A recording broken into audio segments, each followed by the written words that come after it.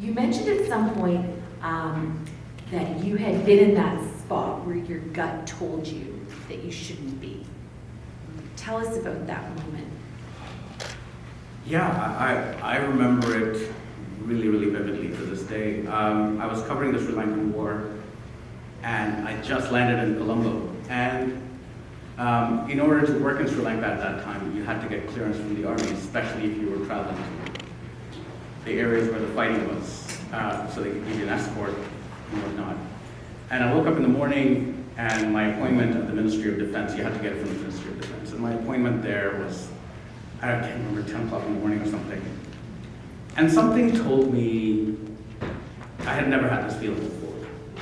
I just felt like I shouldn't go. I just shouldn't. That was my gut. My head was telling me, are you stupid? Just go and get your papers so you can start the work. So I called my producer in Toronto and I said, I was working at the CBC, and I said, I don't know, man, I've never felt this before. What should I do? And I'm friends with him to this day for this reason. He said, if your gut's not telling you not to go, don't go. Pardon? If your gut's telling you not to go, then don't go. And I didn't, although I regretted it at that time.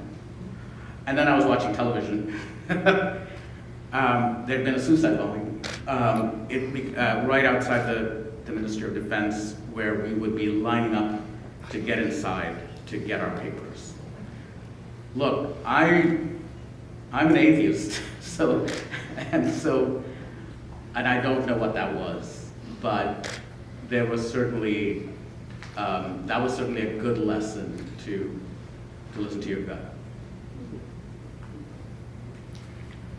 Is that something that you develop over time as a journalist, or is that something that you think is kind of inherent in the way you operate? I don't know. I hadn't been a journalist for too long at that point. This was around the year 2000-ish, and yeah, I'd only been a reporter I wasn't even a reporter. I was basically, using my off days to borrow a camera and head to Sri Lanka and do stories. But yeah, I hadn't been doing that for very long, so I don't know. Although I do know what being a journalist for a long time, especially making documentary films for a long time, teaches you. I tend to figure out a person very, very quickly and decide very, very quickly whether I'm going to deal with them or whether I'm not going to waste my time. That's a really great It's a really good skill. If you could monetize that. It's a really, really good skill, but it came from years and years of just, not getting it right. Right. But I'm good now. Clearly. Wow. This is something that maybe you could. Teach. Right. Like, how do you even have? So, what are the signs? I can't tell you. It's just case by case, I suppose. Okay. I'm sure many of us have lived enough life to acquire the tools to suss out a discussion and decide where it's going, and have the emotional intelligence to say, I'm just going to stop engaging now and walk away. So I think many of us have that, including you. I'm sure you do. I'm sure you do. Okay, so next question. In your time as a reporter, you spoke about different difficult moments. What are some of the more what story, when looking back, was the hardest for you to cover, if you have one, and what did it teach you? The tsunami. I was there on holiday. I was actually in India. I'd taken my wife to India because she had never been, and we finished our trip, and then off she went, and I was there with a camera kit trying to film a taster for a documentary that I wanted to do about outsourcing in South India.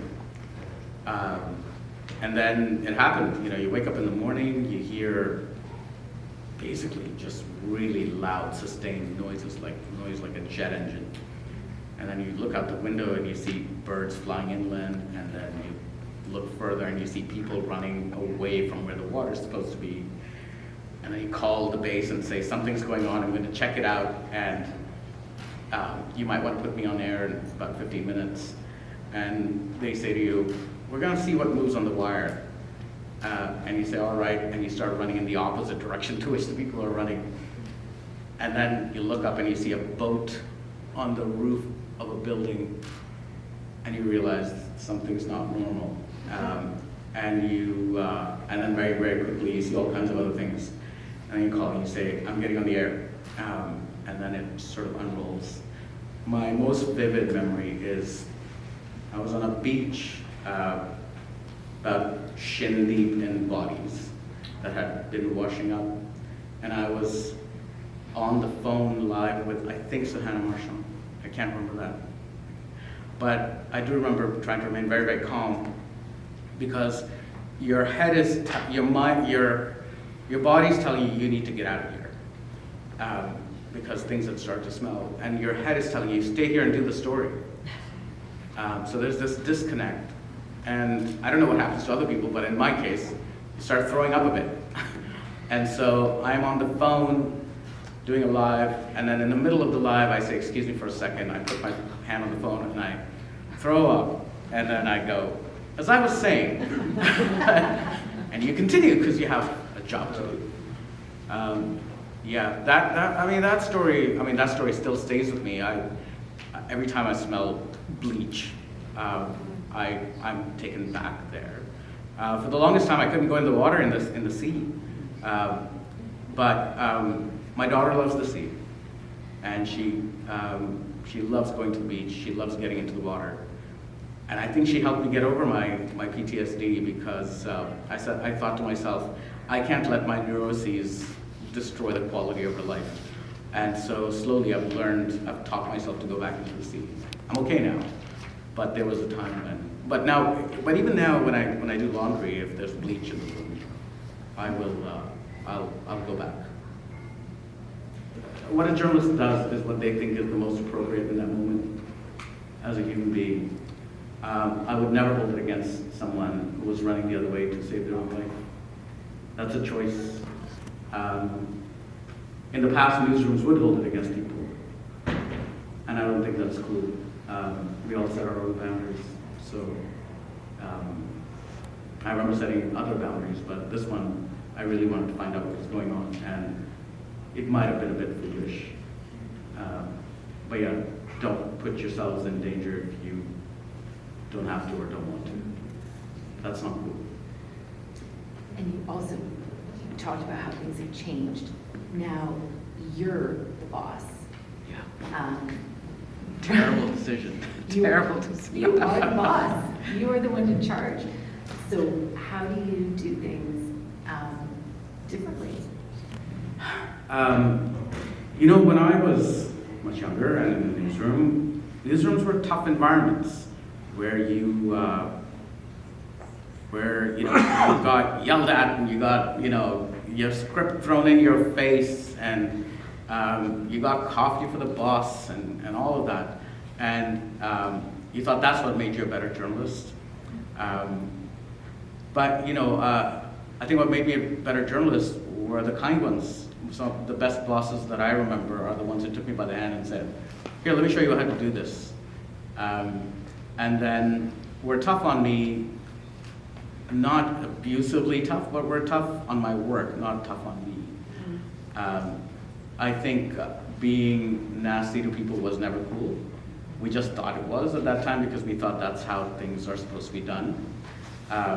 Plus also, back then the only jobs for journalists was in a newsroom.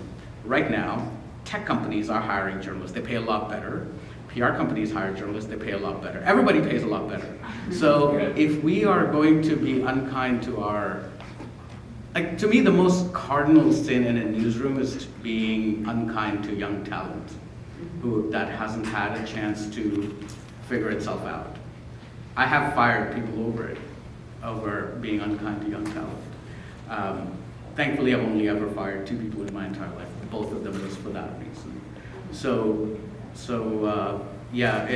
There's a lot of competition. So if you want to retain your people, don't be a jerk. Treat people well. Because today, the people who I remember the most and whose ideas and advice I still value and who are still my friends are some of the old guys who and women who took me by the hand. And I think that's what I will choose to put forward.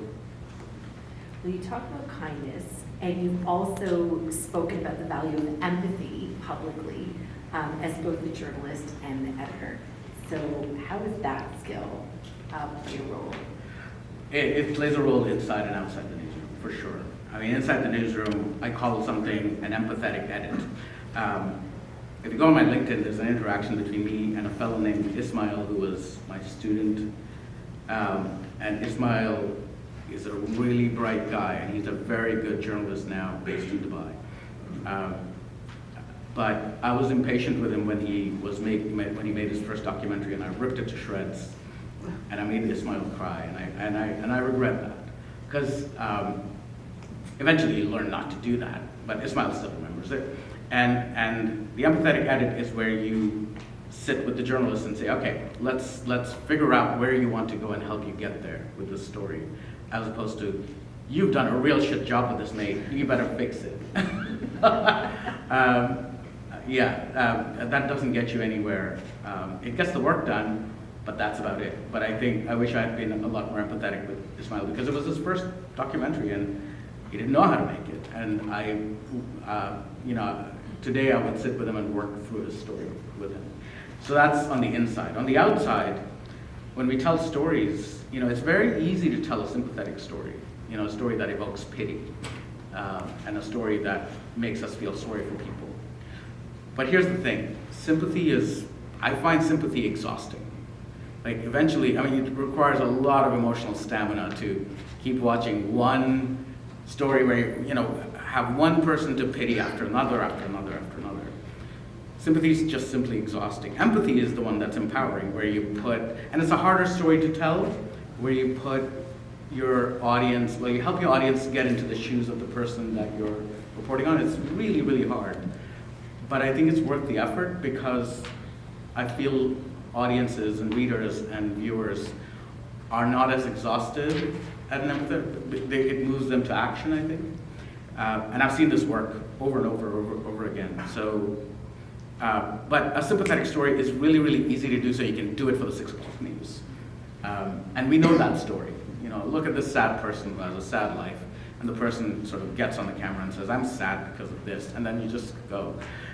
And will this person's life get any better? Only time will tell, and then you end the story. It's a terrible way to do journalism. We do it all the time, we do it every day. I just saw 2 this morning. Ouch. I'm not going to name the network. All right.